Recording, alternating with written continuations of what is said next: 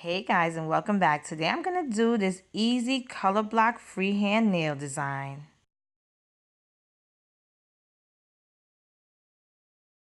So I'm going to use all the polishes by Kiss. I got these polishes at the dollar store, and I wanted to show you that you don't have to spend a lot of money to have a nice looking nail design. So the colors I'm using are Eye Contact, This Romance, and Pitter Pat. So I already painted my nails with the grayish polish, and then using the green, I'm going to paint my nails almost to the bottom of my nail and half of it in a rectangular design. I wanted to show you something easy and simple. And then using that bluish polish, I'm going to paint it over the green, overlapping it. Now you can use any colors that you want, but like I said, I wanted to show you something easy, simple, and inexpensive.